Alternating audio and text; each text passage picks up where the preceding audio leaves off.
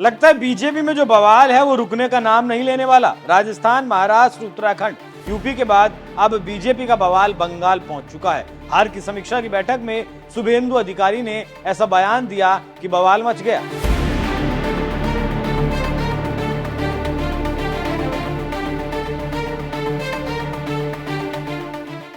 लोकसभा की सीटें क्या कम आई, बीजेपी की मुसीबत बढ़नी शुरू हो गई, हर प्रदेश की कुर्सी की लड़ाई शुरू हो गई। तो इसका सबसे ज्यादा असर यूपी में देखने को मिला, जहां एक तरह से दो खेमे बढ़ चुके हैं और दोनों खेमे एक दूसरे को नीचा दिखाने की कोशिश कर रहे हैं। दिल्ली से लेकर दौलताबाद तक बैठकें चल रही हैं, लेकिन इसी बीच पश्चिम बंगाल से मोदी शाह के लिए मुसीबत भरी खबर सामने आई। जी हां, बंगाल बीजेपी के सबसे बड़े नेता शुभेंदु अधिकारी ने मोदी के नारे सबका साथ सबका विकास को लेकर बड़ा बयान दिया। पहले आप शुभेंदु अधिकारी का दिया हुआ ये बयान सुनिए। আমি বলে দিয়েছি যা বলার, লড়াই চলছে চলবে, সবাই লড়বেন তো, আগের মতো লড়বো তো, একসাথে লড়বো তো, সবাই মিলে লড়বো, আমরা জিতবো, হিন্দু বাঁচাবো, সংবিধান বাঁচাবো। আর বলবো, আমিও বলেছি রাষ্ট্রবাদী মুসলিম, আপনারাও বলেছেন সবকা সাথ সবকা বিকাশ। আর বলবো না, बोलबो जो हमारी साथ हम उनका साथ, जो हमारी साथ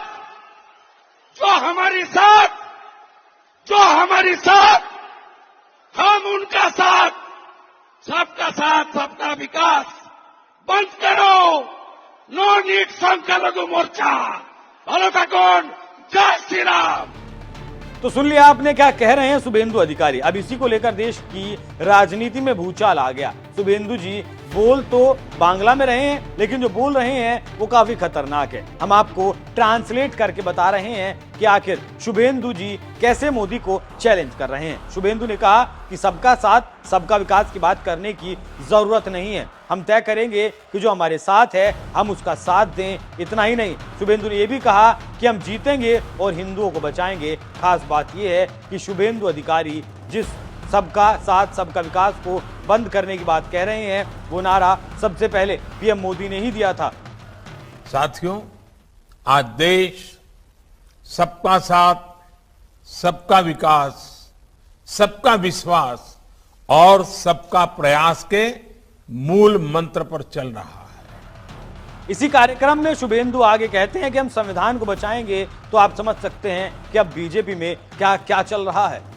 आप जानते हैं कि जो अभी हाल ही में चुनाव हुआ उसमें बंगाल की 4 विधानसभा सीटों पर चुनाव हुए, जिनमें सभी सीटों पर टीएमसी की जीत हुई है। और इसी को लेकर बंगाल बीजेपी संगठन की बैठक थी, जिसमें सभी पदाधिकारी मौजूद थे और यहीं पर शुभेंदु अधिकारी नेताओं को संबोधित कर रहे थे। चुनाव में हार को लेकर शुभेंदु अधिकारी ने कहा कि उपचुनाव में हजारों लोग अपना वोट नहीं डाल सके, लोकसभा चुनाव में भी लाखों हिंदुओं को वोट नहीं डालने दिया गया, इसीलिए हार मिली। अब वहीं इस बयान को लेकर राजनीतिक विश्लेषक कहते हैं कि बीजेपी बंगाल में हिंदू वोटों के ध्रुवीकरण की दिशा में काम करेगी ताकि हिंदू मुसलमान कर सके। ये वैसे ही है जैसे बीजेपी का कोर काम हिंदू मुसलमान करना है, जिससे बीजेपी को फायदा भी होता है। और ये बीजेपी का पुराना मामला है। आपने देखा होगा कैसे लोकसभा में मोदी ने हिंदू मुसलमान किया था। अब बीजेपी के स्टेट के नेता भी उसी राह पर चल पड़े हैं और सोच रहे हैं कि संघर्ष के बजाय जो हमारा काम है वही करते रहें। जानकारों का कहना है इस बार लोकसभा चुनाव में मुस्लिम वोटरों ने एकजुट होकर टीएमसी को वोट दिया, जबकि हिंदू वोटर अलग अलग पार्टियों में बट गया। नतीजा आपके सामने है। इसी हार का गम भुलाने के लिए शुभेंदु हिंदू मुसलमान पर उतर आए हैं। अब देखना होगा जिस तरह से राज्य में राज्य दर राज्य बवाल चल रहा है ये कब तक सुलझ पाता है। लेकिन अभी तो हार को लेकर हर राज्य में सिर फुटव्वल जारी है।